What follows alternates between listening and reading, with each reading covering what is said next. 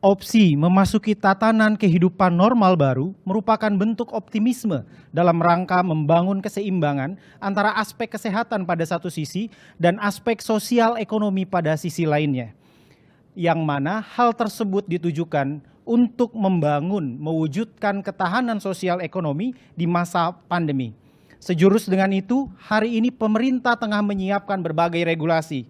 Saat mobilitas masyarakat diberikan kelonggaran, dengan tetap memperhatikan protokol kesehatan, harapannya target yang disasar adalah masyarakat bisa bertahan dalam konteks sosial dan ekonomi.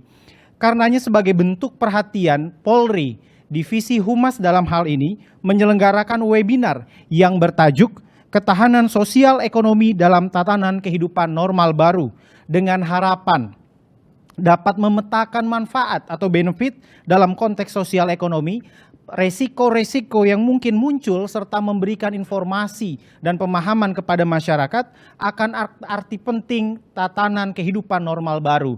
Jakarta, 18 Juni 2020.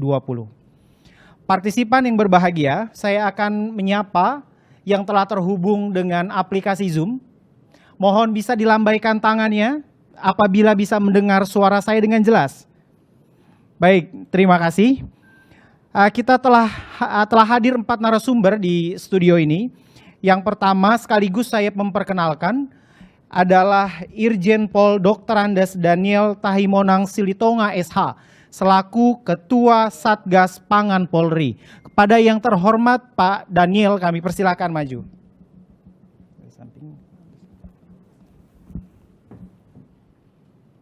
Yang selanjutnya narasumber yang kedua, yaitu Bapak Erwin Aksa selaku Wakil Ketua Umum Kadin.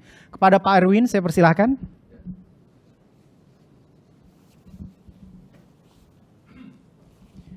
Dan yang selanjutnya adalah Dr. Insinyur Khairil Abdini MSc selaku Staf Khusus Menteri Perencanaan Pembangunan Nasional. Saya persilahkan Pak Khairil. Kemudian narasumber yang selanjutnya dari unsur akademisi, pakar kebijakan publik, dosen dari Prodi Administrasi Publik Universitas Nasional, Dr. Rusman Ghazali MSI. Pada Pak Rusman kami persilahkan.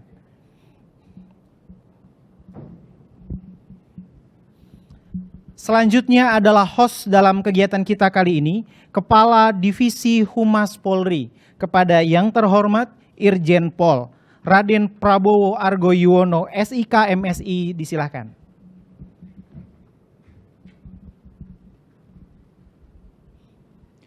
Baik, partisipan yang berbahagia, mengawali kegiatan ini, kita menyanyikan lagu kebangsaan Indonesia Raya. Mohon untuk menyesuaikan.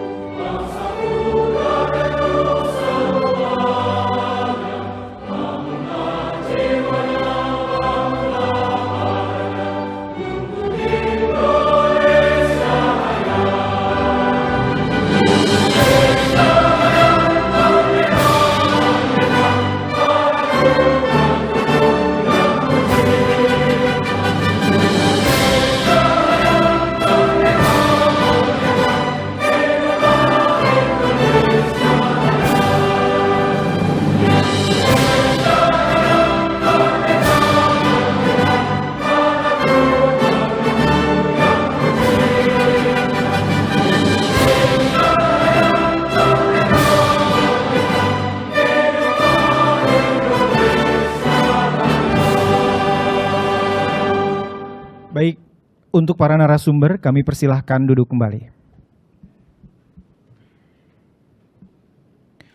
mengendapkan pembukaan dalam kegiatan ini, mari bersama-sama kita mengheningkan cipta seraya berdoa agar situasi bangsa dan negara Indonesia bisa segera keluar dari situasi pandemi. Kita sisipkan juga doa untuk para kesuma bangsa yang telah mendahului kita. Berdoa dimulai.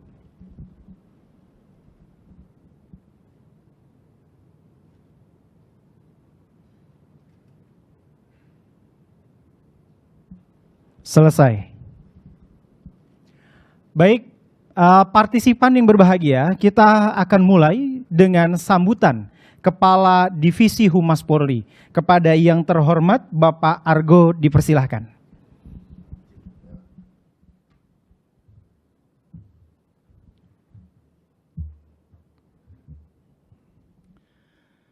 Assalamualaikum warahmatullahi wabarakatuh.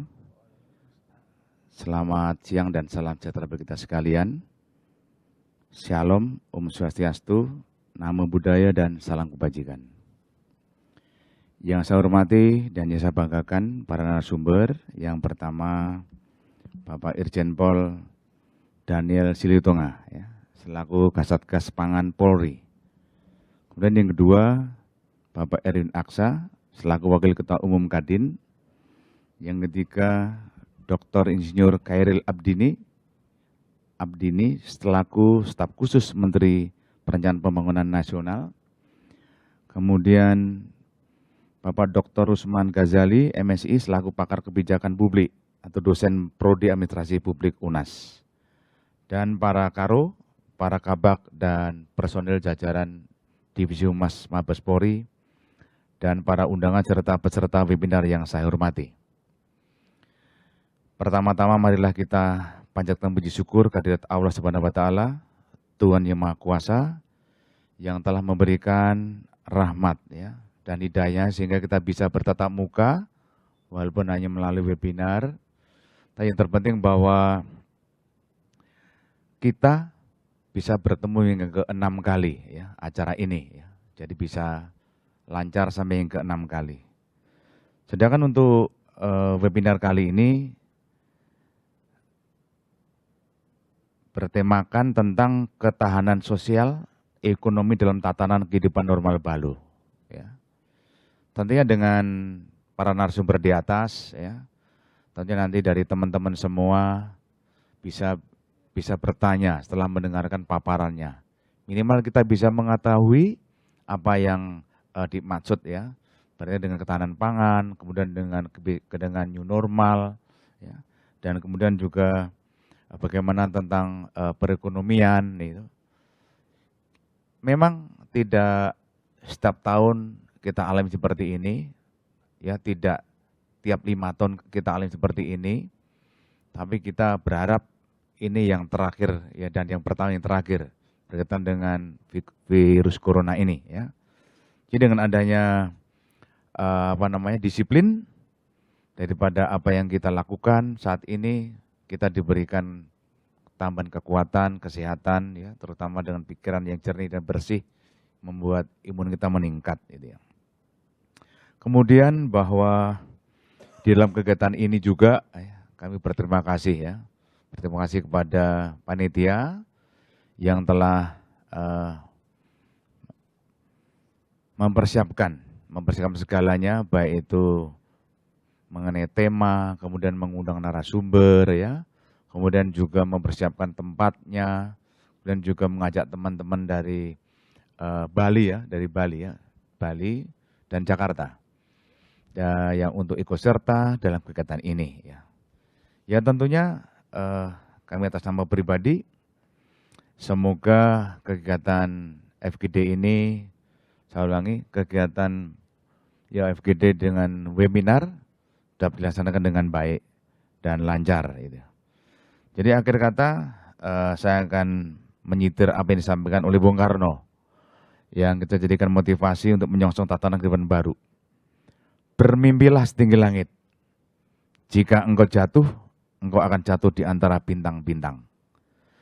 Karenanya yakin dan percayalah bahwa tatanan kehidupan normal baru, jika diterapkan dengan penuh disiplin, akan membangun keseimbangan, di mana kesehatan akan tetap terjaga, ekonomi tetap bergerak, dan tatanan sosial menjadi semakin kondusif. Selamat berdiskusi. Terima kasih. Wassalamualaikum warahmatullahi wabarakatuh. Terima kasih. Terima kasih kami sampaikan kepada yang terhormat Pak Argo atas sambutannya. Baik partisipan yang berbahagia, tetap semangat ya karena kita masih lebih kurang, masih ada waktu 2 jam ke depan untuk berdiskusi. Saya kira harus tetap semangat di waktu-waktu yang rawan seperti ini. Ya, saya boleh minta angkat tangannya untuk memastikan koneksi kita masih baik. Boleh saya minta angkat tangannya? Baik. Baik, kita akan masuk ke bagian yang kita tunggu-tunggu. Kita akan memulai diskusi kita, di mana paparan yang pertama akan disampaikan oleh Pak Daniel. Mungkin banyak orang hanya memandang kepolisian mempunyai peran untuk menjaga keamanan, kondusivitas di tengah masyarakat. Tapi ada juga bagian-bagian dalam bernegara ini yang disupport, termasuk diantaranya adalah ketahanan pangan. Karenanya sebagai bentuk Polri dalam memastikan pangan itu bisa terjamin dengan baik, tidak ada problem teknis di lapangan, ada yang kita kenal dengan Satgas Pangan. Yang dalam hal ini kita berbahagia sekali, Ketua Satgas Pangan Polri, Bapak Daniel Irjen Pol Dr. Andus Daniel Tahimonang Silitonga telah hadir dan berkenan untuk menyampaikan materi yang telah disiapkan. Karenanya untuk itu kesempatan yang pertama saya persilahkan pada yang terhormat Bapak Daniel untuk menyampaikan materi dengan subtema peran strategis Polri dalam mendukung ketahanan pangan nasional. Saya persilahkan Pak Daniel. Baik, Assalamualaikum warahmatullahi wabarakatuh. Salam sejahtera bagi kita sekalian, Om Swastiastu, Salam, Namo Buddhaya, salam kebajikan, selamat sore. Yang saya hormati Bapak Argo sebagai Kadip Humas Polri, Pak Erwin sebelah kanan saya, Pak Khairil juga sebelah kiri saya, dan Pak Rusman. Semua beliau-beliau ini adalah orang hebat, hebat di bidangnya gitu ya. Tinggal saya ini sekarang ini sebenarnya Polri yang ditugaskan untuk mengawasi bagaimana keberadaan pangan di Indonesia ini bisa sinkron, berjalan lancar gitu ya. Saya awali dari latar belakang atau sejarah terbentuknya Satgas Pangan. Ya, Satgas Pangan ini dibentuk. Saya lupa menyapa untuk semua rekan-rekan yang ada di ujung komputer ataupun di ujung handphone yang bisa melihat wajah saya. Selamat sore, ya. Saya kembali awali tadi sejarah terbentuknya Satgas Pangan. Satgas Pangan ini dibentuk adalah dulu bahwa menjelang hari-hari besar nasional, menjelang misalnya perhelatan nasional, selalu ada saja gejolak-gejolak pangan. Misalnya ada pangan yang terlalu tinggi, kemudian masyarakat sulit mendapatkan, kemudian kebijakan-kebijakan yang dilakukan pemerintah tidak sampai kepada masyarakat atau tidak terlaksana secara konsisten dan berkesinambungan apa yang diputuskan oleh pemerintah. Oleh karena itu Satgas Pangan dibentuk oleh Pak Kapolri pada saat itu, dan untuk bertugas yang pertama itu adalah mengawal kebijakan pemerintah agar kebijakan ini bisa sampai apa yang sudah diputuskan oleh pemerintah, tentunya melalui pemerintah dan kabinetnya, bisa terlaksana di lapangan agar deviasinya tidak terlalu jauh. Kemudian yang kedua adalah melakukan tentunya rapat-rapat koordinasi secara tingkat kelembagaan dan mulai dari atas sampai dengan tingkat bawah agar pengawasan kebijakan ini bisa diukur, bisa dilihat dan bisa dirasakan nyata oleh masyarakat. Kemudian yang ketiga, Satgas Pangan juga bertugas untuk melakukan edukasi, pendekatan, dan penindakan hukum terhadap pelanggaran-pelanggaran yang terjadi di lapangan, khususnya yang bermain-main dengan pangan, ya, baik itu dari produsen, distributor, atau pada segmen distribusi sampai kepada masyarakat yang sulit mendapatkan haknya. Itu Satgas Pangan hadir di situ. Nah, yang keempat adalah sinkronisasi kebijakan. Kita lakukan itu agar tidak ada perbedaan pendapat tentunya antara satu kebijakan dengan kebijakan yang lain dan bisa dirasakan oleh masyarakat. Nah, selama ini kami sudah bertugas melakukan pengawasan karena Satgas Pangan ini dibentuk oleh Bapak Kapolri itu mulai dari pusat, di daerah-daerah, di provinsi, sampai kepada kabupaten-kabupaten, didukung juga oleh polsek-polsek, sampai di pelosok-pelosok kita ada untuk melihat, mengawasi, dan melaksanakan kebijakan pemerintah agar masyarakat itu memperoleh haknya, memperoleh pangan itu sesuai dengan kemampuan dan sesuai dengan kebijakan yang sudah diatur oleh pemerintah sedemikian rupa. Nah, itu sejarah terbentuknya. Nah, rekan-rekan sekalian, Bapak, Ibu, dan saudara-saudara sekalian, selama ini kami melihat bahwa kerjasama antara kementerian dan lembaga yang bergerak di bidang pangan ini sudah bekerja semaksimal mungkin, terutama sebelum masa pandemi COVID, terus sekarang masa pandemi COVID, dan pasca sekarang diberlakukannya new normal ini. Sekarang kita terus bekerja sama bahu-membahu antara kementerian dan lembaga dan Satgas Pangan untuk melaksanakan kebijakan ini, mengawasi kebijakan ini, dan mensinkronisasi kebijakan ini agar tidak ada satu kementerian atau lembaga yang merasa egonya atau ego sektoralnya terlalu tinggi sehingga mengaturnya terlalu kuat dan mengabaikan aturan yang lain gitu.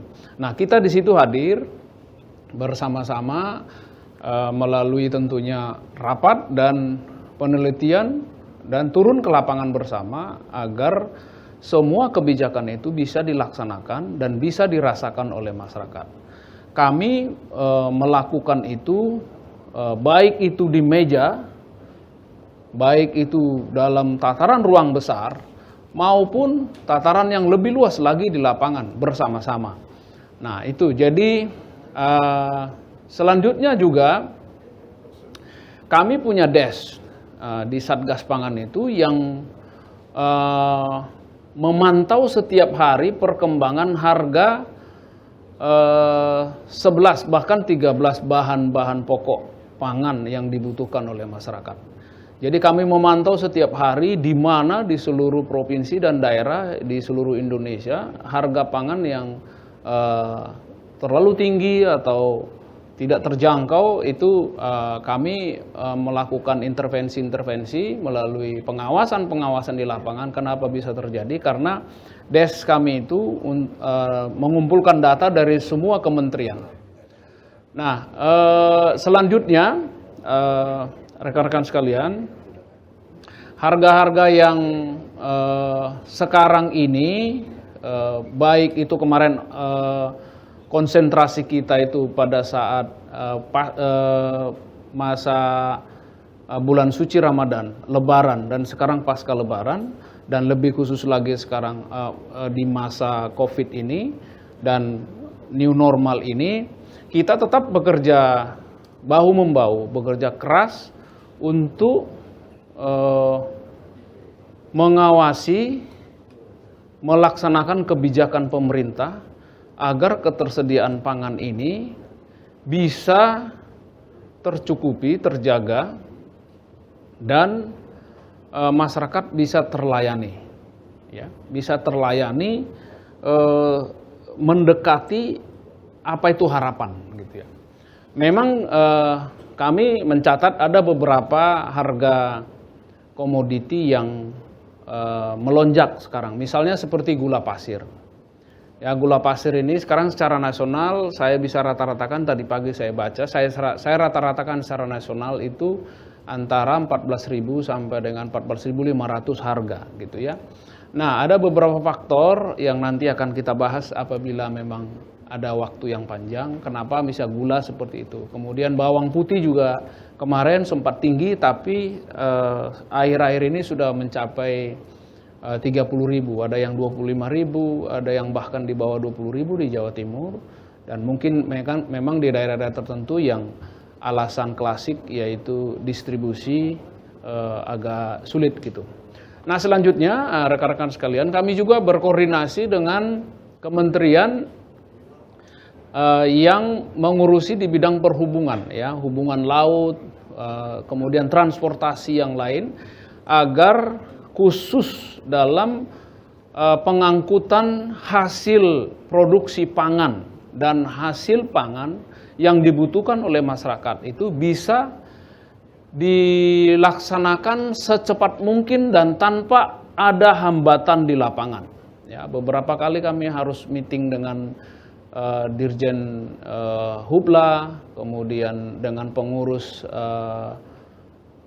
tol laut, dengan Direktorat Lalu Lintas Polri, dengan pemangku kepentingan Dirjen Hubungan Darat di darat itu, agar terhadap pengangkutan distribusi bahan pangan yang dibutuhkan oleh masyarakat ini mendapat prioritas. Meskipun kita tahu bahwa semasa COVID kemarin itu ada kebijakan-kebijakan dari satu daerah yang melakukan PSBB, ya, pengketatan ataupun pembatasan di perbatasan, maka ini yang kami antisipasi terhadap bahan makanan tidak dilakukan pembatasan, dan saya kira ini berjalan secara maksimal. Nah, yang terakhir saya mau sampaikan rekan-rekan sekalian bahwa sampai dengan saat ini, dari data yang kami dapatkan, untuk 11 bahan pokok atau bahkan 13 bahan pokok, mungkin sampai dengan prognosa yang kita dapatkan, data yang kita dapatkan dari Kementerian Pertanian dan Kementerian Perdagangan, bahwa untuk bahan-bahan pokok tertentu itu aman sampai dengan Desember 2020. Tetapi memang ada kebijakan-kebijakan pemerintah, misalnya di 3 komoditi, misalnya seperti gula, daging sapi, ataupun bawang putih, itu kita harus lakukan import karena produksi dalam negeri tidak mencukupi. Nah, saya kira ini pengantar saya. Dalam waktu yang sempit ini saya berusaha menyampaikan sedemikian rupa apa itu Satgas Pangan, apa yang kami lakukan. Dan untuk diskusi selanjutnya kita bisa perdalam berikutnya. Terima kasih. Baik, terima kasih Pak Daniel. Saya mencatat bagaimana kemudian bahwa Satgas Pangan ini bertugas mengawal kebijakan pemerintah terkait pengawasan untuk memastikan ketersediaan pangan di lapangan, sehingga tidak terjadi kasus seperti penimbunan dan lain sebagainya. Baik, kita akan masuk selanjutnya kepada pemateri yang kedua, yaitu Bapak Erwin Aksa yang akan memberikan prediksi ketahanan UMKM dan sektor industri, ya, ketahanan dalam konteks ekonomi dalam kehidupan normal baru. Kepada yang terhormat Pak Erwin Aksa, saya persilahkan. Terima kasih. Assalamualaikum warahmatullahi wabarakatuh. Yang saya hormati Pak Argo yang menjadi penyelenggara dan juga tentunya para panitia. Yang saya hormati para narasumber yang hadir di acara pada diskusi kita pada siang hari ini, dan juga sahabat-sahabat yang ada di webinar. Saya ingin mengucapkan salam semuanya. Dan sebelum saya mulai, mungkin slide saya bisa ditampilkan. Saya tentunya melihat kondisi dunia usaha secara di bawah dulu Mas. Sebelum melihat kondisi usaha secara keseluruhan. Ya, secara keseluruhan ekonomi kita sekarang ini tentunya mengalami masalah yang sangat besar. Mulai dari sektor mikro, kecil, menengah, dan juga pengusaha besarnya. Semua mengalami masalah yang sangat besar sekali dan semuanya terdampak dengan COVID.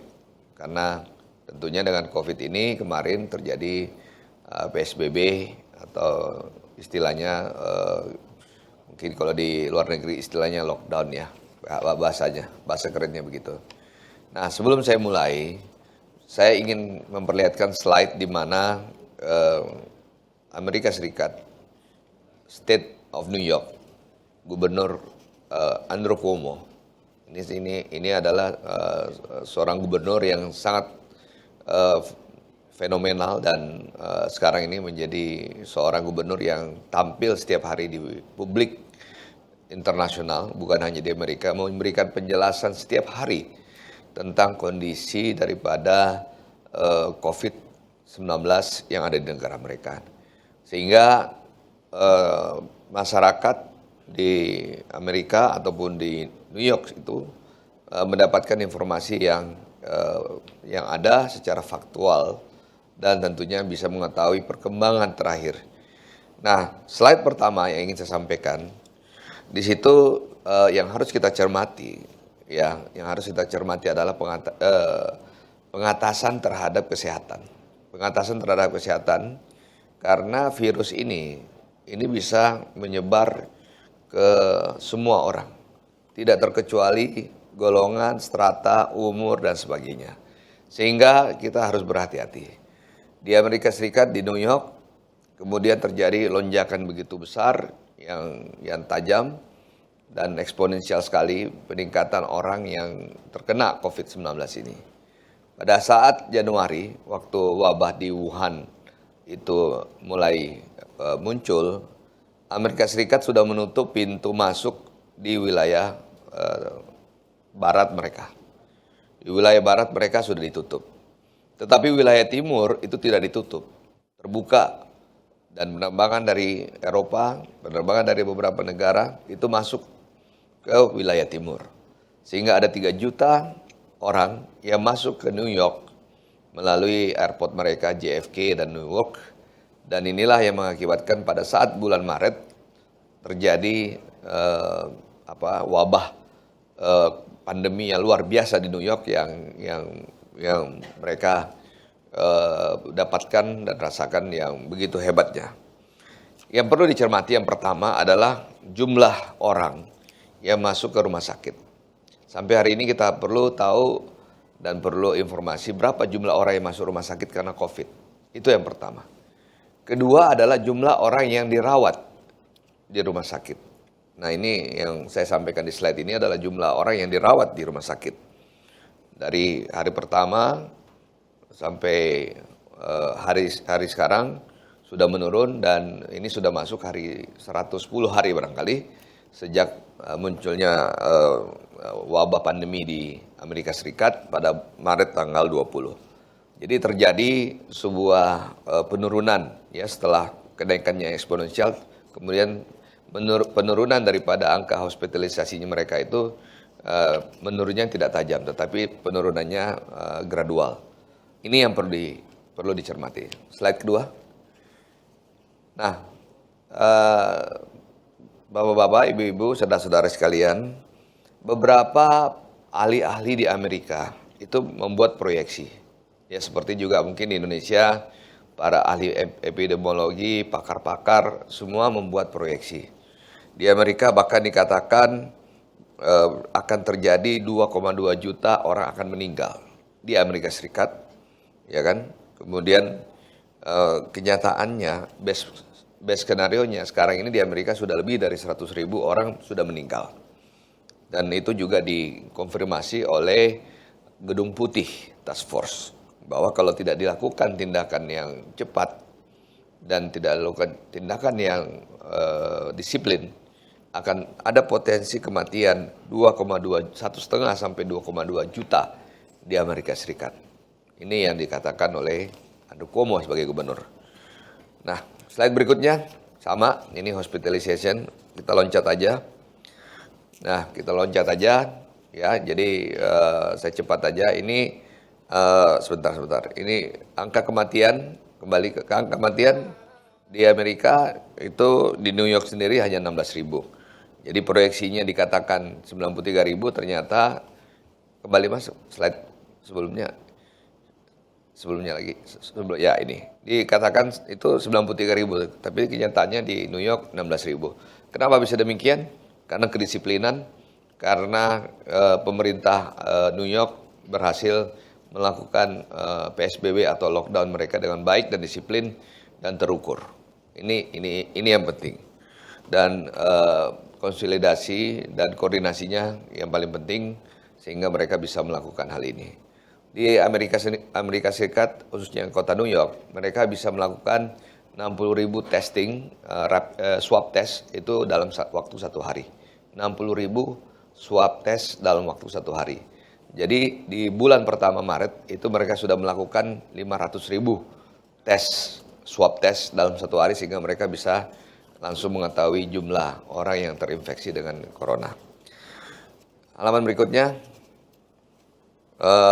ini pasien yang masuk di rumah sakit. Kalau kita di sini 45 tahun yang dikatakan memiliki imunitas kuat, tapi kalau dilihat di Amerika, di sana umur yang paling banyak masuk rumah sakit itu antara 60 sampai 70 tahun, ya. Kemudian saya belum masuk ekonomi nih. Ini masih bicara ini. Nah, ini mereka bisa flattening the curve. Saya bicara ekonomi lah sekarang ini. Ya, kita lompat ke ekonomi. Apa dampaknya terhadap pandemi 19 ini? Dampaknya adalah gelombang macam-macam. Gelombang PHK, daya beli turun. Tadi sudah dikatakan bahwa harga-harga sembako stabil. Ya, karena memang daya beli masyarakat turun, tentunya inflasi menurun. Sehingga itu mengakibatkan tentunya harga barang sembako dan semua harga-harga sekarang pada turun karena daya beli masyarakat turun. Permintaan turun karena tidak ada daya beli. Kemudian produksi barang juga turun karena tidak ada pembeli juga. Kemudian pendapatan turun karena tidak ada permintaan atau demand. Saya juga ingin menceritakan permintaan penjualan mobil hari ini itu sudah turun dari biasanya 100.000 ya atau 120.000 per hari. Sekarang tinggal 5% penjualan mobil yang terjadi sekarang ini. Jadi proyeksi Indonesia biasanya menjual 1 juta mobil setiap tahun. Kemungkinan besar penjualan mobil hanya 300 sampai 400.000. Jadi penjualan mobil menjadi indikator bahwa masyarakat kita memiliki daya beli itu baik mobil maupun motor sekarang tinggal 5-10%. Saya lompat ya. Berikutnya. Nah, ini pertumbuhan ekonomi, IMF mengatakan ekonomi dunia akan tumbuh negatif dan sebagainya. Kita semua sudah tahu, kemudian akan terjadi penurunan ekonomi. Berikutnya, pertumbuhan ekonomi triwulan 1 masih tumbuh 2,7, tetapi triwulan kedua sudah disampaikan oleh Menteri Keuangan, pertumbuhan ekonomi kita sudah negatif. Berikutnya, model recovery ekonomi. Beberapa model recovery ekonomi ya, macam-macam. Ada yang bentuknya V, ya, jatuh kayak sekarang, terus kemudian bangkit, tumbuh. Ada juga yang bentuknya L, ya, jatuh tapi tidak tumbuh. Ya, seperti krisis 98 kita jatuh, kemudian lama sekali kita tumbuh kembali. Kemudian berikutnya kita melihat di slide berikutnya Mas tolong. Slide berikutnya. Nah, di situ kita melihat ya proyeksi pemerintah APBN pertumbuhan ekonomi 5,3% ya tahun 2020 ternyata terjadi koreksi. Kondisi berat pertumbuhan ekonomi Indonesia itu 2,3, kondisi sangat berat Indonesia minus 0,4% ya. Dampaknya apa? Terjadi penambahan jumlah kemiskinan di Indonesia yang terjadi dan juga penambahan jumlah pengangguran yang cukup besar akan terjadi. Slide berikutnya. Nah, apa yang kita lihat kondisi ekonomi sekarang? Who is the winner, who is the loser? Siapa yang menang, siapa yang kalah? Di ekonomi ada beberapa macam sektor ya. Jadi tentunya yang menjadi pemenangnya sekarang adalah di sektor sektor medis ya. Terus kemudian makanan, sembako ya, kemudian healthcare ya. Kemudian tentunya telekomunikasi karena mereka itu e-commerce, agriculture.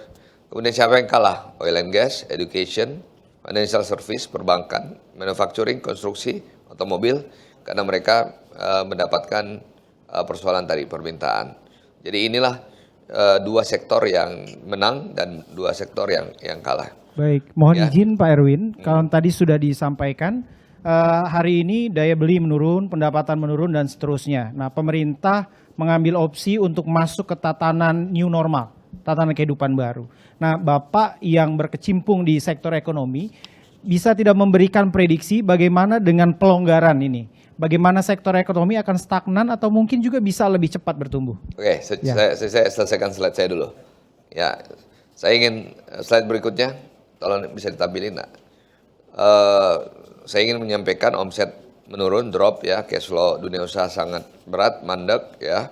Karyawan sudah mulai dirumahkan, di PHK ya. Kalau kita lihat di situ sektor perhotelan 430.000 orang, yang di restoran 1 juta orang sudah dirumahkan atau di PHK, tekstil sudah 2 juta orang yang sudah dirumahkan dan di PHK, dan sepatu, alas kaki, retail dan berbagai macam sektor sudah terjadi PHK dan dirumahkan. Kemudian slide berikutnya kita melihat okupansi rate hotel tinggal 10%, jadi lebih dari 1.700 hotel telah melaporkan ke PHRI sudah menutup hotel, jadi banyak hotel yang tutup di Indonesia, 1.700 ya. Gaikindo seperti tadi saya katakan penjualannya menurun sekali, yang tadinya 1,1 mereka memprediksi hanya 400.000 pada tahun ini. Industri elektronik juga melaporkan terjadi penurunan 50-60%, makanan juga sama. UMKM ini yang paling terdampak sekali. Saya prihatin dan kita berharap pemerintah mengatasi masalah ini. Ada 115 juta tenaga kerja di sektor UKM yang terdampak ya. Sudah 5 juta orang terdampak dan hingga Mei kemarin sudah sekitar 25% UMKM melakukan restrukturisasi kreditnya di perbankan. Nah, tentunya apa yang dilakukan oleh pemerintah sekarang ini kita tahu ada stimulus yang jumlahnya 438 triliun, yaitu 2,7% dari PDB yang telah diguyurkan, ya 10 triliun itu ke pembebasan pajak dan sebagainya, 22 triliun itu adalah relaksasi pajak. Dan 405 itu adalah penanganan kesehatan, penanganan sosial, dukungan sektor industri dan program penyelamatan ekonomi nasional sebesar 150 triliun. Ya, ini yang ini terjadi ya. Nah, tentunya slide berikutnya UMKM, subsidi bunga kita harapkan diberikan kepada UMKM, insentif pajak, penjaminan kredit modal dan sebagainya. Nah, saya kira itu aja lah. Slide berikutnya saya lompat-lompat aja, terlalu banyak ini. Jadi saya ingin ke slide yang kalau mas slide-nya dimajukan, kedepankan ya, terus. Nah ini tes massal. Nah kalau kita berbicara new normal, apa yang harus kita lakukan pada saat new normal? Yang tadi ditanyakan. New normal itu adalah bagaimana kita merubah kebiasaan kita yang sehari-hari, kemudian terjadi perubahan karena COVID, karena kita melawan sesuatu yang tidak kita lihat. Ya, jadi kita dalam new normal ini yang harus diperhatikan pertama adalah menjaga jangan sampai jumlah orang yang dirawat kemudian diintubasi dan meninggal itu meningkat. Dan yang kedua adalah meningkatkan kapasitas tes, swab tes itu sehingga kita bisa melakukan pengetesan begitu banyak sehingga kita jangan sampai ketinggalan dari negara-negara lain. Ya. Kemudian yang kedua dalam new normal ini para pelaku usaha harus melakukan transformasi usaha. Tadi saya sudah sampaikan ada yang winner, ada yang loser. Jadi saya kira transformasi usaha ke yang winner harus dilakukan oleh para pelaku usaha. Di sektor-sektor kesehatan ya sudah banyak yang teman-teman melakukan diversifikasi usaha masuk ke sektor alat kesehatan dan juga sektor-sektor lain. Nah, tentunya kita berharap bahwa pemerintah bisa memberikan likuiditas yang begitu besar untuk bisa menyelamatkan ekonomi kita yang begitu bermasalah. Likuiditas yang dibutuhkan saat ini. Tentunya likuiditas itu datangnya dari pemerintah, datangnya dari Bank Indonesia, kemudian likuiditas itu kemudian diberikan melalui perbankan dan juga atau likuiditas itu diberikan kepada masyarakat melalui bantuan langsung tunai sehingga masyarakat punya daya beli, sehingga mereka bisa memiliki demand, ya belanja, dan demand itulah yang harus di-create. Terakhir, apa yang harus kita lakukan? Yaitu adalah membangun infrastruktur sebesar-besarnya, karena infrastruktur ini adalah nanti penggerak ekonomi. Untuk bisa meningkatkan ekonomi harus ada satu sektor yang dijadikan champion. Championnya adalah infrastruktur. Kenapa? Karena di infrastruktur ini jutaan orang yang terlibat dan jutaan sektor yang terlibat, atau ratusan dan ribuan sektor yang terlibat, mulai semen, besi, keramik dan lain-lain, kaca dan sebagainya itu terlibat, dan itu akan mendorong manufacturing untuk bisa tumbuh dan kita bisa kembali menormalkan ekonomi kita yang tadinya proyeksinya, mudah-mudahan proyeksi kita itu berbentuk V, ya berbentuk V sehingga kita jatuh, kemudian kita akan bangkit dengan cepat karena adanya stimulus dari pemerintah baik ke masyarakat dalam bentuk tunai maupun juga kepada perbankan dengan bantuan likuiditas. Saya kira itu aja dari saya, Mas. Mudah-mudahan ini bermanfaat. Slide-nya nanti bisa di-share karena ini banyak. Jadi terima kasih atas waktunya dan undangannya kepada saya. Terima kasih. Assalamualaikum warahmatullahi wabarakatuh. Ada keyword yang menarik untuk dicatat, bagaimana ketahanan ekonomi ini bisa berwujud ketika salah satunya pelaku usaha mampu bertransformasi, beradaptasi dengan kondisi tatanan kehidupan normal baru. Baik, kita akan masuk kepada narasumber kita yang selanjutnya, yaitu Bapak Hairil Abdini. Beliau adalah staf khusus Menteri Perencanaan Pembangunan Nasional yang akan menyampaikan prospek pertumbuhan ekonomi di masa tatanan kehidupan normal baru. Kepada Pak Abdini saya persilahkan. Baik, terima kasih. Assalamualaikum warahmatullahi wabarakatuh. Selamat sore, salam sejahtera buat kita semua. Salam, Om Swastiastu, salam kebajikan, Namo Buddhaya. Sebelum tadi Pak Erwin sebetulnya sudah mengadres ya masalah pertumbuhan.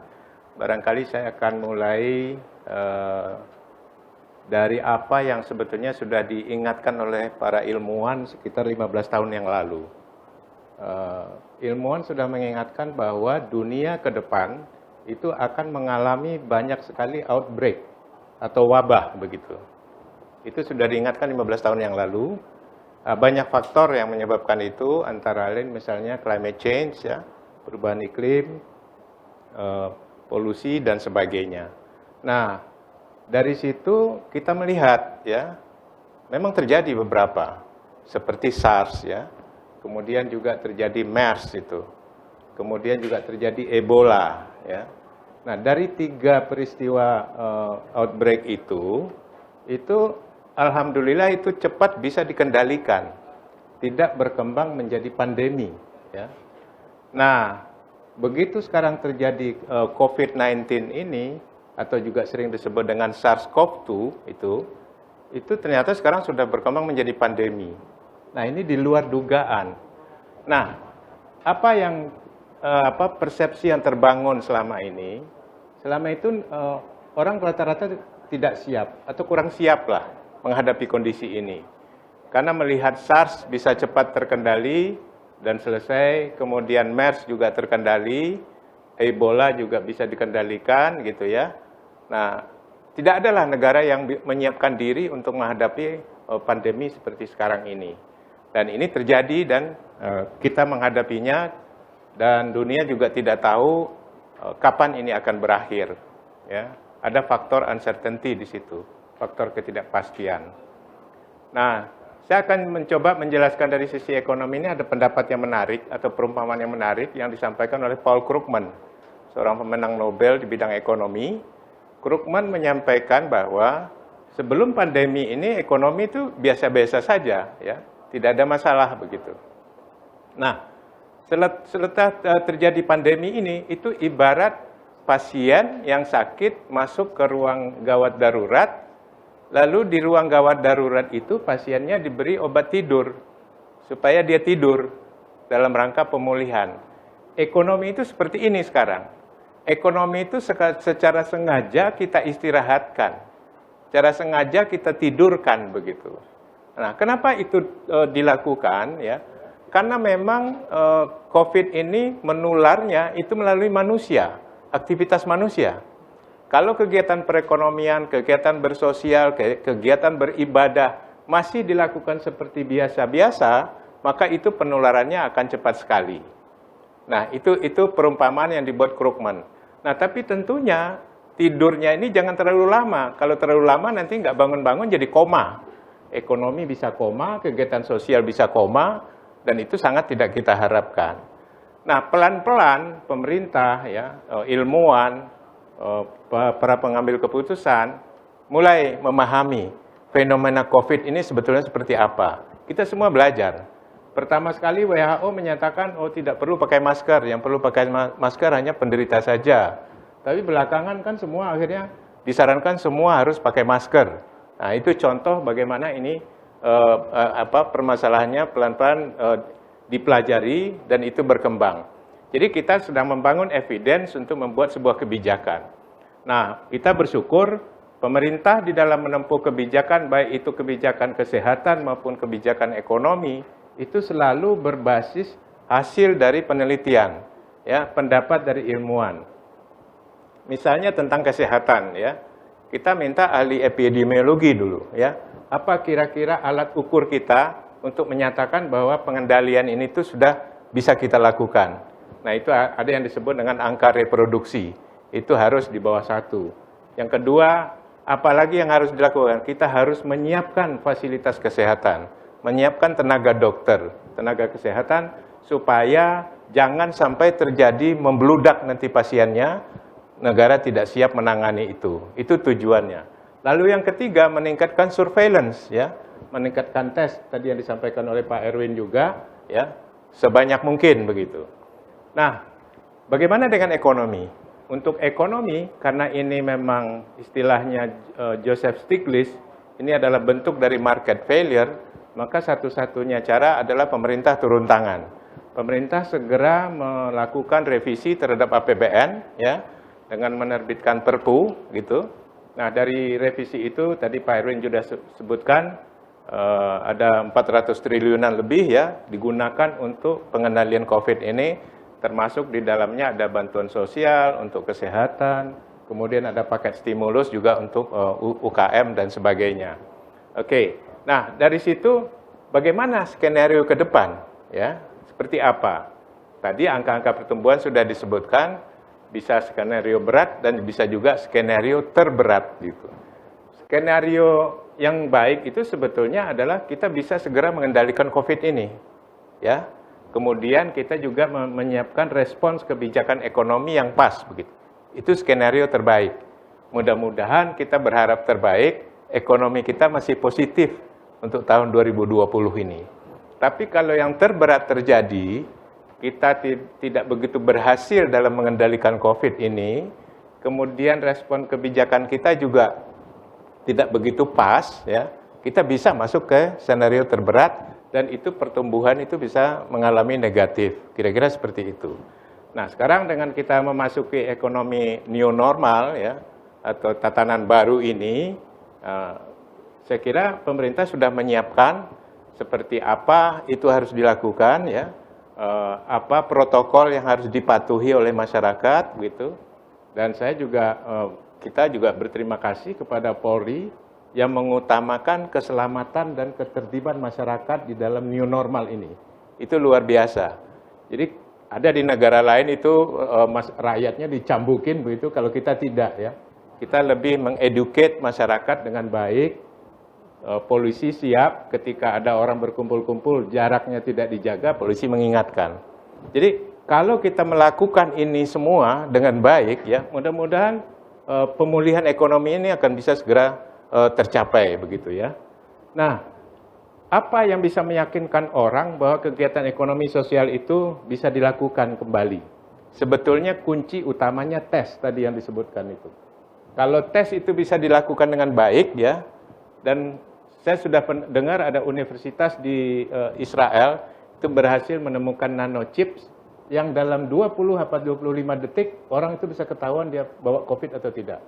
Kalau alat itu bisa dikembangkan cepat, nanti ya orang yang masuk ke mall bisa dicek langsung dari situ. Tidak perlu lagi pakai swab test.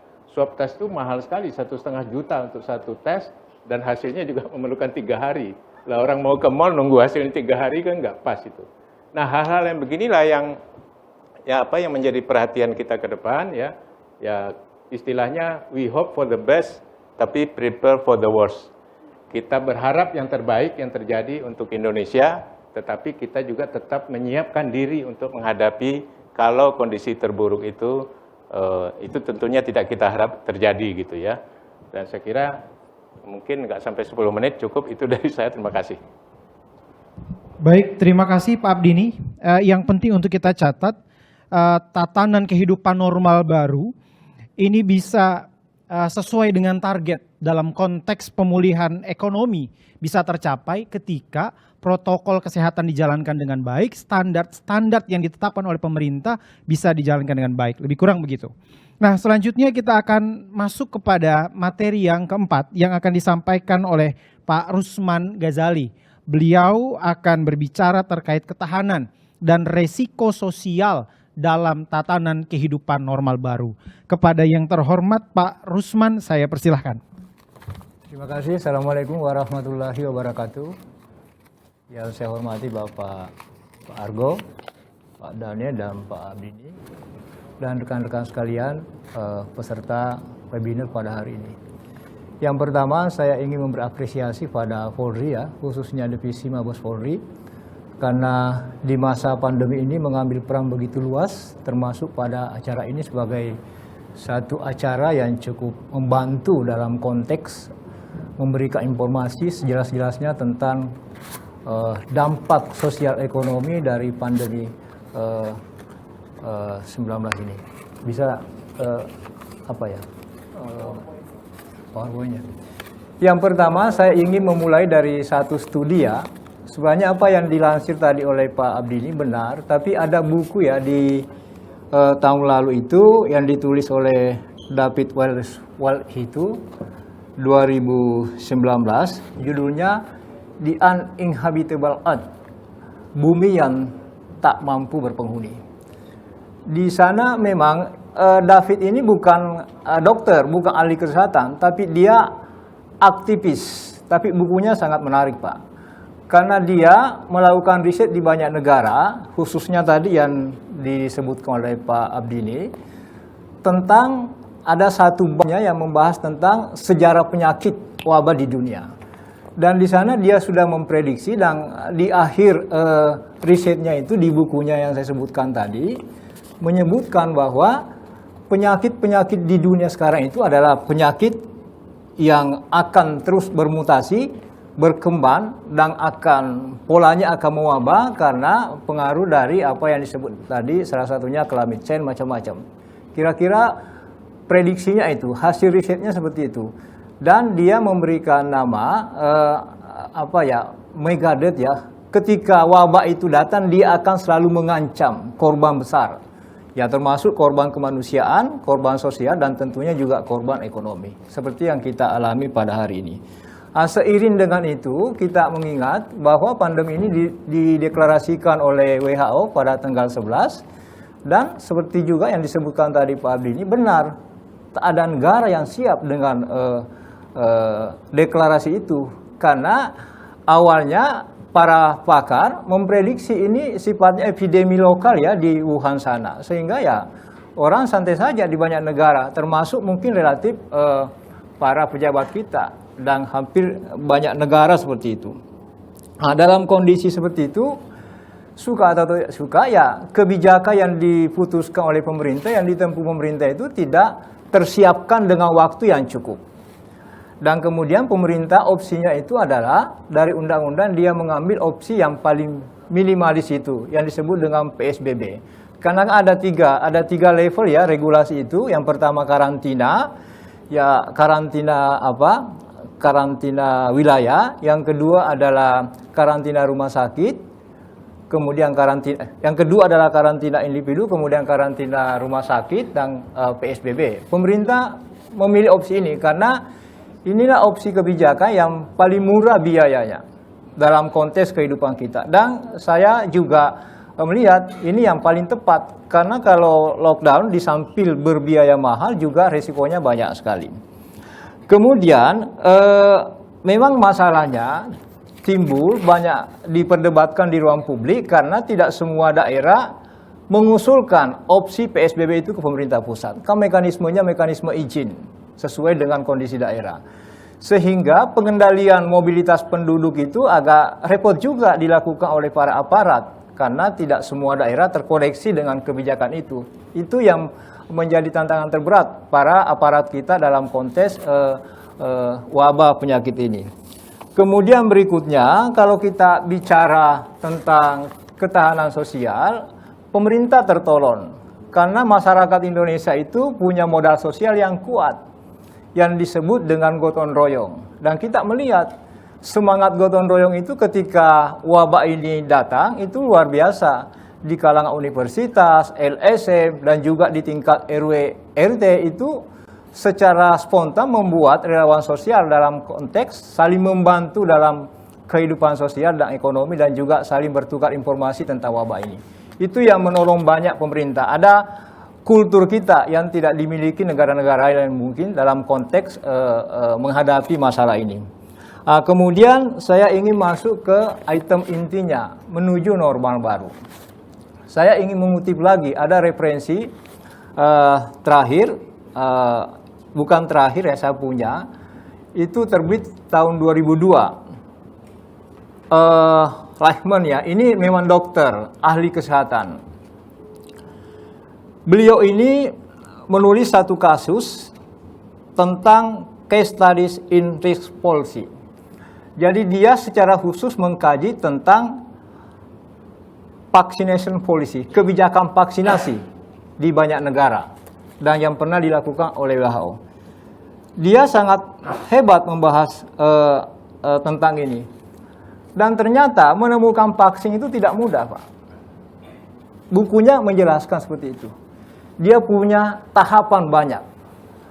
Punya riset yang panjang untuk mengadjust bahwa vaksin ini cocok untuk satu jenis penyakit.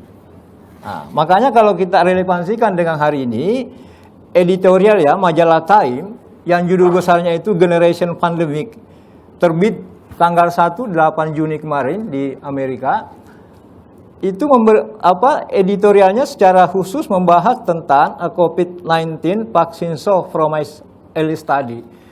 Itu dia sudah melakukan riset dan dia baru bisa menemukan satu gejala tentang sistem ketahanan tubuh dalam konteks mengatasi pandemi ini. Dia masih butuh waktu untuk menemukan vaksin.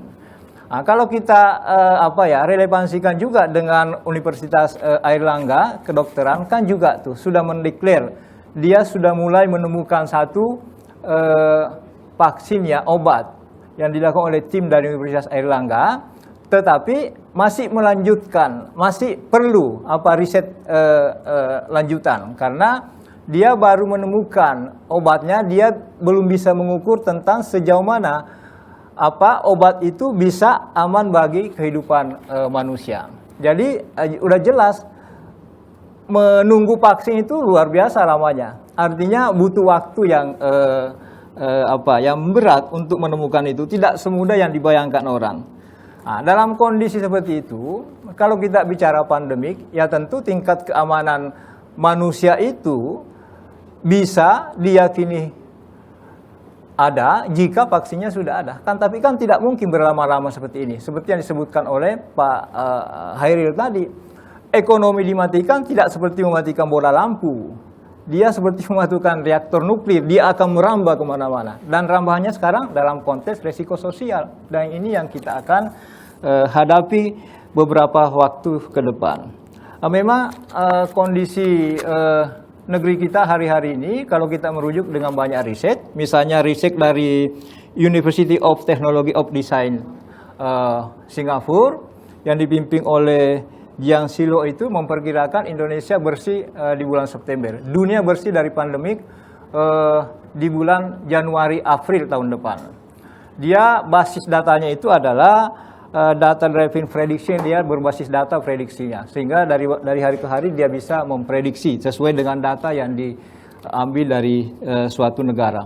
Kemudian juga kita agak kaget juga melihat hasil riset Deep Knowledge Group yang berkedudukan di Hong Kong. Ternyata menempatkan kita sebagai di urutan ke-97 dalam konteks pandemik ini. Ini yang perlu diwanti-wanti oleh pemerintah. Kita masuk ke risiko sosial.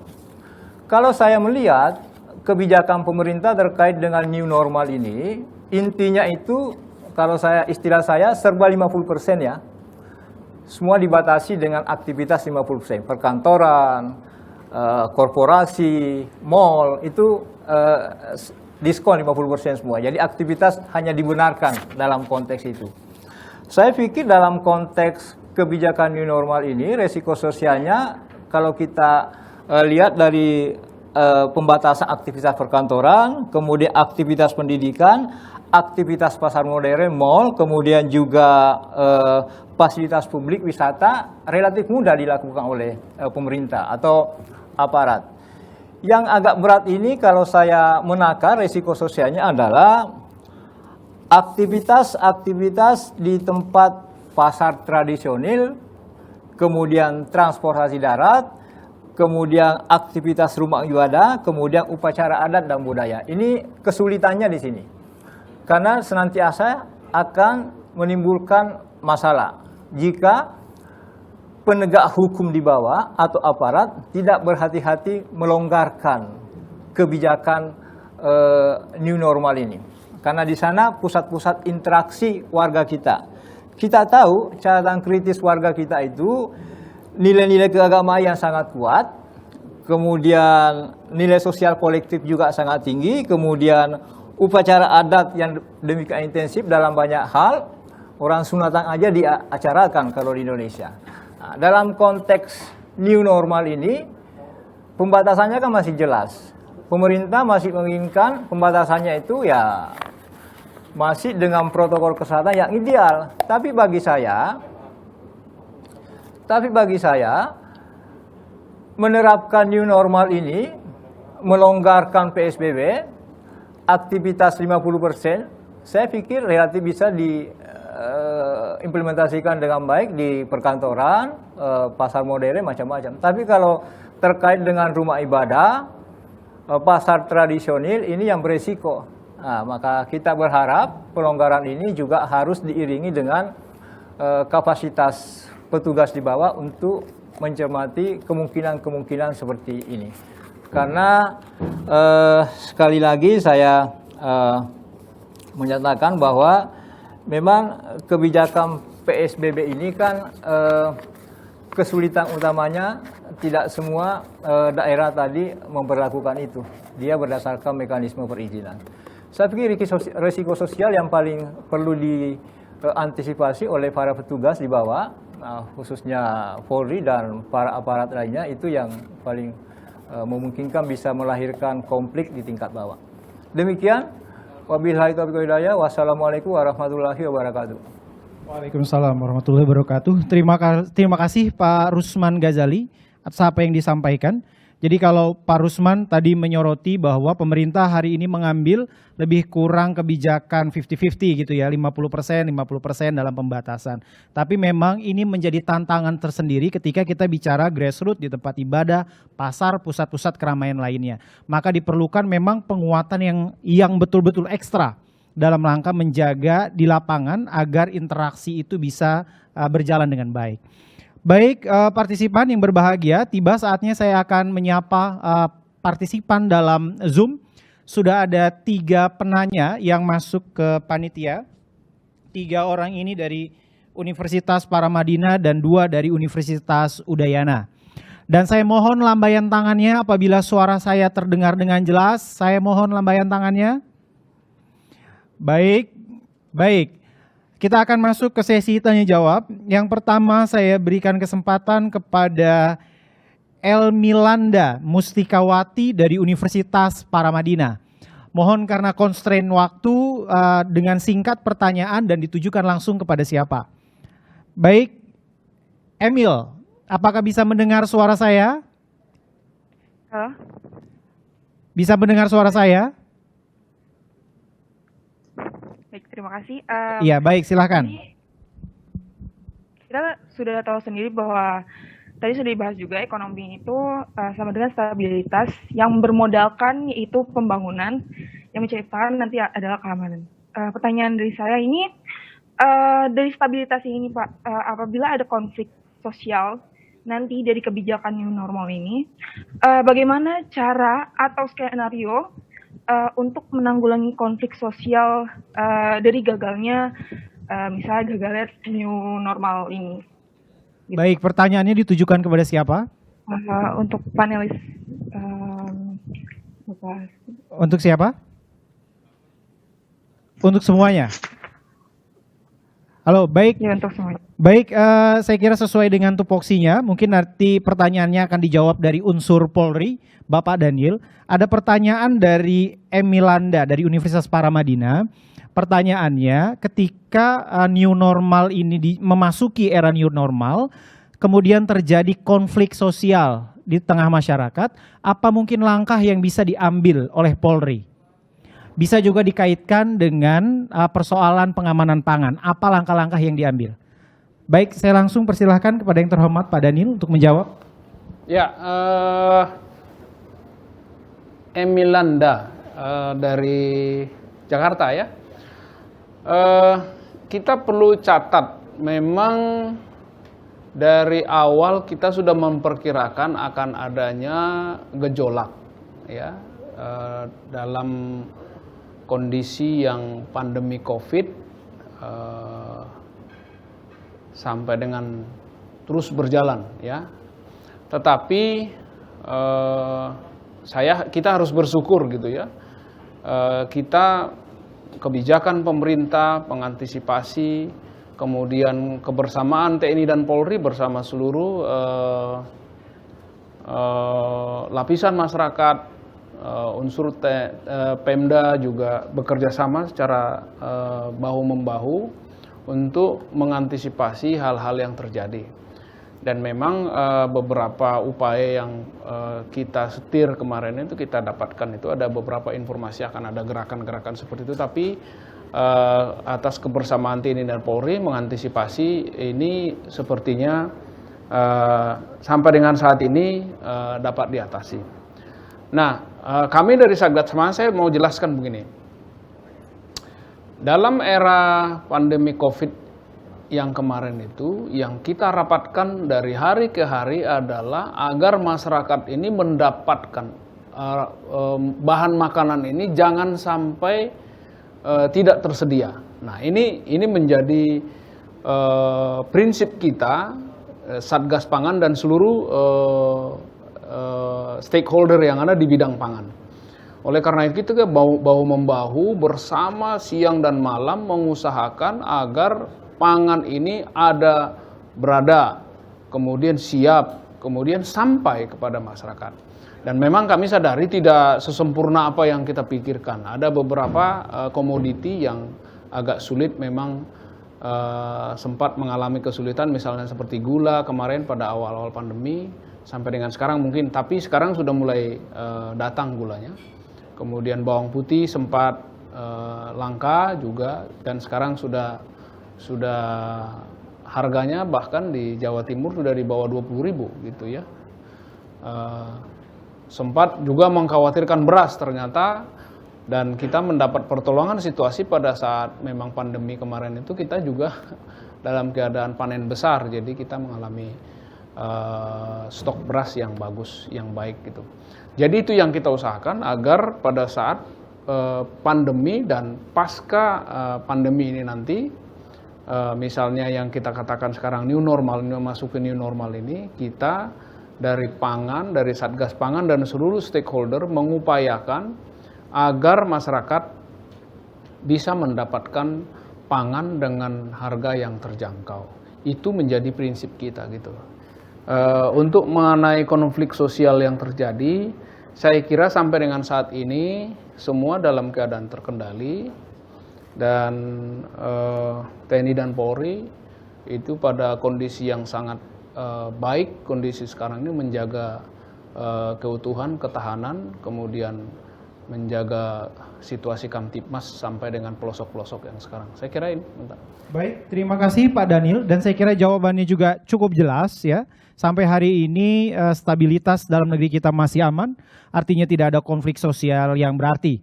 Nah selanjutnya, penanya selanjutnya, Saudari Putu Dita Tilotami dari Universitas Udayana. Baik, Putu Dita, apakah bisa mendengar suara saya dengan jelas? Bisa. Ya, baik. Saya persilahkan. Saya mendengar dengan jelas. Ya, baik. Silakan dengan singkat pertanyaannya ditujukan kepada siapa? Baik, terima kasih atas waktu yang diberikan kepada saya. Saya ingin memberikan pertanyaan kepada pembicara kedua. Bapak Erwin Aksa ya? Iya, baik. Ya. Iya, betul. Tadi sempat dijelaskan bahwa dalam menghadapi tatanan kehidupan baru atau new normal di Indonesia ini terdapat 3 cara. Dan salah satunya adalah meningkatkan kapasitas tes swab atau swab test itu. Lalu bagaimana kemudian mekanisme dari pelaksanaan swab test tersebut? Apakah terdapat kategori ataupun kriteria tertentu agar pelaksanaan swab test tersebut kemudian menjadi lebih efektif dan juga lebih efisien? Dan apakah kendala yang dihadapi oleh pemerintah saat ini dalam proses melakukan swab test di kalangan masyarakat tersebut? Terima kasih. Baik, Pak Erwin, mungkin saya langsung aja saya persilahkan meskipun ini di luar dari materi yang Bapak siapkan. Ya, baik. Saya bisa menjelaskan sedikit tentang kesehatan ya. Jadi begini, dalam new normal ada beberapa hal yang harus diperhatikan ya. Yang pertama adalah bagaimana kita meningkatkan kemampuan tes. Kemampuan tes kita mungkin hari ini sekitar 15 sampai 17 ribu tes per hari. Ya, New York City atau New York State itu sendiri bisa 60 ribu tes per hari. Jadi kita bisa bayangkan gapnya yang ada di negara kita yang 250 juta penduduknya dengan New York yang penduduknya hanya 19 juta. Jadi kita harus meningkatkan kapasitas lab, menambah jumlah lab atau menambah jumlah mesin, menambah jumlah SDM atau manusianya. Nah, yang kedua yang harus dilakukan dalam new normal ini adalah contact tracing. Ya, istilahnya adalah menemukan yang positif, kemudian mencari, kemudian diisolasi. Karena yang banyak sekarang ini, teman-teman semuanya, adalah banyak orang yang kena corona, tetapi tidak punya gejala. Atau istilahnya OTG, orang tanpa gejala. Jadi, yang harus dilakukan adalah contact tracing sebanyak mungkin. Rasio dari kontak tracing ini adalah 30 per 100 ribu orang. Jadi 30 orang yang melakukan kontak tracing itu 30 si orang ini yang mencari 100 ribu orang. Jadi 30 per 100 ribu manusia. Jadi begitu besar yang harus dilakukan. Jadi kemudian yang ketiga adalah isolasi. Jadi kalau kemudian ditemukan yang positif, kemudian diisolasilah mereka. Jadi ini yang belum saya melihat ada langkah-langkah kontak tracing yang efektif sehingga apabila ada yang positif, kalau di negara lain ada yang dikasih gelang, ada yang kita masuk Hong Kong sekarang itu kita dikasih gelang 14 hari harus isolasi. Kalau kita keluar dari rumah, keluar dari isolasi kita didenda. Begitu juga Singapura. Di Amerika Serikat sekarang di New York itu mereka sudah punya kontak tracing yang banyak sekali, ribuan orang.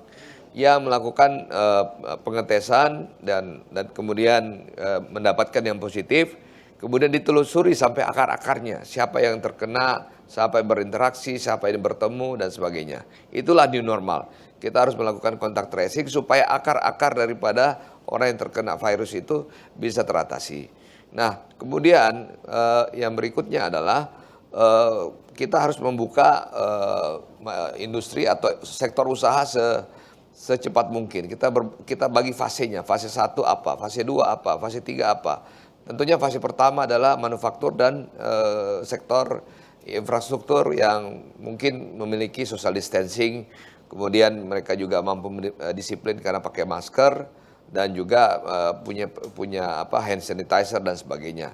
Nah, fase-fase apa yang berisiko tinggi itu terakhir dibuka. Seperti tukang cukur umpamanya. Ini saya ini belum cukur udah berapa bulan, makanya rambutnya gondrong nih. Jadi karena tukang cukur itu termasuk yang berisiko tinggi. Di Amerika ada satu orang tukang cukur menjangkitkan 90 orang yang dicukur karena mereka terlalu berani membuka kota reopening.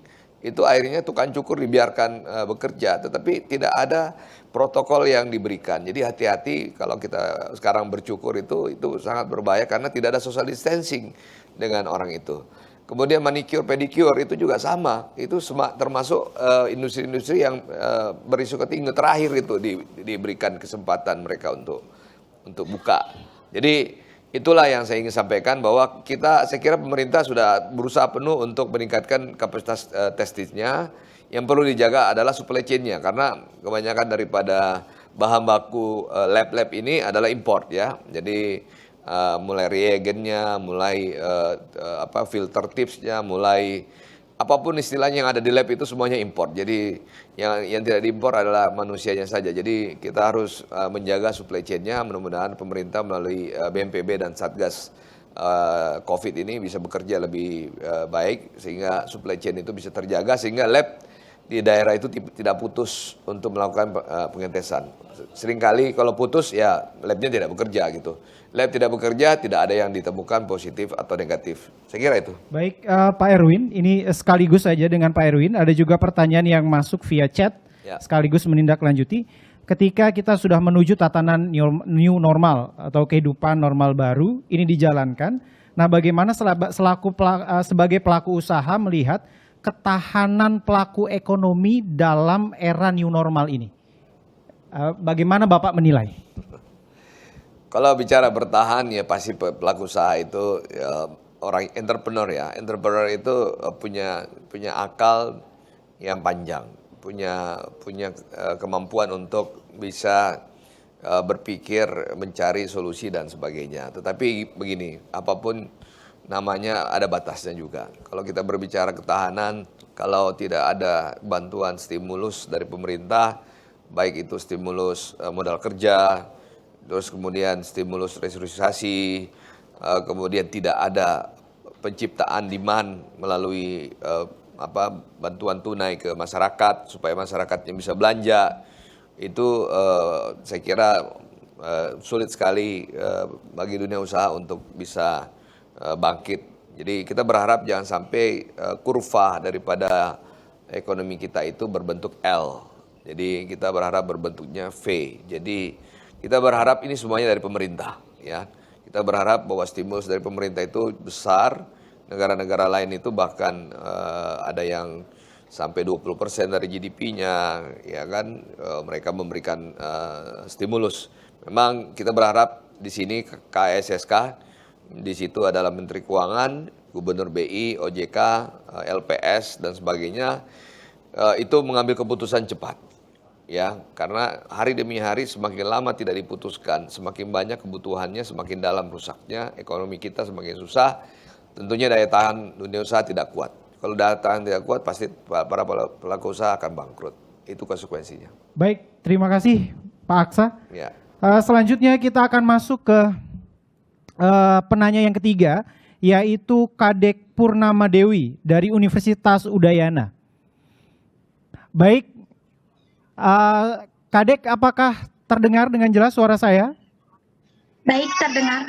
Baik. Suara saya terdengar? Ya, baik. Silahkan pertanyaannya dengan singkat ditujukan kepada siapa? Baik, terima kasih atas waktunya. Pertanyaan saya ini ditunjukkan untuk narasumber yang pertama. Adapun pertanyaan saya, bagaimana pendapat Bapak mengenai banyaknya masyarakat akhir-akhir ini yang mengambil paksa jenazah COVID-19 di rumah sakit yang ada, dan beberapa masyarakat menolak untuk mengikuti rapid test COVID-19. Apakah hal apakah yang mempengaruhi sikap masyarakat dalam tersebut? Terima kasih. Baik, Pak Daniel, jadi ini secara umum ya, fenomena ambil paksa jenazah di rumah sakit. Sebenarnya apa yang menengarai itu dan bagaimana solusi agar ini tidak terus berulang? Silahkan Pak Daniel. Ya, sebenarnya ini agak sedikit ini nih, menyimpang dari Ya, menyimpang dari tugas saya. Ya. Saya hanya menjawab dari jawaban umum saya sebagai anggota Polri saja. Ya, siap. Jadi begini, memang satu yang perlu harus kita jaga bahwa perlu menahan diri itu dulu. Jadi apa yang terjadi kemarin seperti di Makassar diambil paksa, ya Pak Erwin ya, diambil paksa jenazah kemudian dikebumikan sendiri. Ini perlu kita menahan diri. Kemudian yang kedua, kita perlu tahu, sadar betul bahwa apa yang dilakukan, tindakan yang dilakukan kita gegabah terhadap mengatasi antisipasi kita terhadap corona ini, maka akibatnya bukan hanya diri sendiri, tapi orang lain, keluarga, dan lain-lain. Jadi kalau kita tidak disiplin, maka memang berakibatnya itu bukan hanya keluarga sendiri, bukan hanya diri sendiri. Kalau hanya diri sendiri aja mungkin tidak terlalu peduli, masih lebih gampang diawasi. Tapi apa yang saya tadi, apa yang dikatakan oleh Pak Erwin tadi itu, bahwa kontak tracing setelah itu kemana itu yang menjadi persoalan. Kemudian yang ketiga, saya perlu sampaikan, kita mendapat contoh yang baik waktu di Makassar tadi itu, sampai Ustadz Dasat itu harus turun tangan menyampaikan penyampaian kepada masyarakat agar ini begini. Memang perlu di sini adalah primus inter pares, tokoh-tokoh masyarakat, tokoh agama, untuk kemudian pemerintahan secara struktur itu harus menyampaikan kepada publik bahwa memang yang kita hadapi ini adalah virus corona, bukan seperti virus biasa yang memiliki dampak gitu ya. Jadi perlu penyampaian kepada masyarakat agar masyarakat itu memahami dampak, memahami akibatnya, dan memahami efek dominonya gitu. Sehingga kita perlu menghindari tindakan-tindakan yang sangat berbahaya yang dilakukan oleh masyarakat. Saya kira ini jawaban umum saya. Terima kasih. Baik, terima kasih. Terima kasih Kadek atas partisipasinya. Langsung juga dua pertanyaan terakhir yang masuk ke panitia. Yang pertama untuk Pak Hairil dan yang kedua untuk Pak Rusman. Untuk Pak Hairil, apa tantangan terbesar dalam pemulihan ekonomi di era pandemi ini? Kemudian untuk Pak Rusman, bagaimana cara menekan resiko sosial yang mungkin muncul? Baik, saya persilakan Pak Abdini untuk memberikan jawabannya. Jadi tantangan yang paling paling berat ya di dalam pemulihan ekonomi itu adalah bagaimana memulihkan kepercayaan, ya, kepercayaan terhadap apa? Kepercayaan terhadap market, tentunya pasar begitu. Karena kalau kepercayaan ini tidak bisa kita pulihkan, tentunya yang terberat seperti pariwisata, ya, itu bagaimana? Siapa orang yang mau berkunjung, ya? Siapa orang yang mau menginap di hotel gitu? Kalau kepercayaan masyarakat ini tidak bisa kita pulihkan bahwa hotel itu aman dari COVID, bahwa kita melakukan travel atau jalan berwisata itu juga aman begitu. Itu yang paling utama kalau menurut saya. Nah, bagaimana kepercayaan ini yang bisa pulih? Nah, itu yang disampaikan oleh Pak Erwin tadi dan Pak Daniel ya. Kepercayaan masyarakat itu akan pulih kalau tes itu kita tingkatkan. Kalau contact tracing itu kita secara intensif lakukan gitu. Nah, itu sebetulnya membuat orang confidence. Investor akan confidence ya. Kemudian juga sebetulnya kondisi sudah membaik ya. harga komoditi yang tadinya minyak itu sempat negatif, sekarang sudah kembali ke 30-an. Banyak hal-hal yang sudah pulih. Rupiah yang tadinya 17.000, ya sekarang sudah kembali ke 14.000. Jadi kita berharap, tapi juga berharap ini yang terbaik yang bisa terjadi. Kita bisa pulihkan kepercayaan itu, tapi juga kita bersama-sama lah masyarakat seluruhnya, mari kita terapkan ya protap COVID ini dengan disiplin yang tinggi, sehingga dari Polri juga tugasnya menjadi lebih baik lagi, lebih mengarah kepada bagaimana mengedukasi masyarakat, bukan law enforcement dalam pengertian yang sifatnya fisikal begitu ya, ya Pak Daniel ya. Jadi itu ya, kembalikan kepercayaan market, ekonomi akan pulih. Terima kasih. Baik, terima kasih. Selanjutnya kepada Pak Rusman, saya persilahkan. Bagaimana cara menekan resiko-resiko sosial ini? Oke, terima kasih moderator. Yang pertama saya ingin melanjutkan Pak Daniel ya. Tadi tentang pertanyaan dari Kadek. Kenapa kemudian masyarakat itu tidak satu bahasa melihat ini? Karena memang ini Pak, orang kampus kan memang selalu membanding ya dengan banyak negara. Kita misalnya belajar dari Jerman, kanselir. Ketika pandemi datang memang langsung kanselirnya itu membuat tim kesehatan, dibawa langsung kanselir, presiden, yang secara khusus memberikan opini kesehatan ke kanselir. Sehingga pendapat-pendapat dunia kedokteran itu kesehatan terpola dengan baik. Misalnya kalau kita lihat di Indonesia, kan bahasa dokter juga tidak satu bahasa Pak. Ahli kedokteran dari Universitas Airlangga menyatakan ketika orang sudah meninggal, COVID-nya meninggal bersama inangnya. Dan itu viral di mana-mana, wawancara otentik. Tapi di tempat lain berbeda. Sehingga persepsi masyarakat itu berkeliaran kemana-mana, terjadilah tadi pemaksaan ngambil mayat. Di Manado, di Makassar. Akhirnya para analis overload melakukan analisa, dihubungkan lagi dengan PP 10 karena ada dananya, dan itu tidak bisa dicegah. Apalagi di dunia kampus memang karakter analisisnya seperti itu, sehingga semua ini harus diletakkan secara proporsional. Jadi kalau analis seperti itu dilihat saja biasa. Yang kedua, cara menekan risiko sosial. Tadi saya sudah petakan, kalau kantor-kantor pemerintahan, kantor-kantor korporasi, pusat-pusat perekonomian modern, mall, itu mudah dikendalikan oleh aparat. Karena kebijakan pemerintah jelas untuk sementara ini, longgarnya itu 50% umumnya. Tapi kalau pasar tradisional, rumah ibadah, kemudian upacara-upacara adat, di sana aparat kita harus lebih longgar wise. Karena kalau dipaksakan itu bisa konflik. Misalnya kalau kita mengingat secara sosiologis masyarakat Indonesia itu kan nilai-nilai kolektivitas sosialnya sangat tinggi. Apa aja bisa diupacarakan, sunatan diupacarakan, apa aja bisa diupacarakan. Antar RT macam-macam. Dan itu adalah pusat-pusat simpul-simpul kerumunan massa. Nah, kalau tidak dilonggarkan di sana oleh aparat, itu kemungkinan konfliknya sangat potensial terjadi. Kita kemarin melihat di Cilensi itu, di daerah sana, di Bogor juga, terkait dengan penolakan masyarakat untuk tes swab. Karena tadi melihat referensi dari dunia kedokteran berbeda-beda, karena memang tidak dipola dalam satu koridor dari awal. Kira-kira critical point-nya di sana.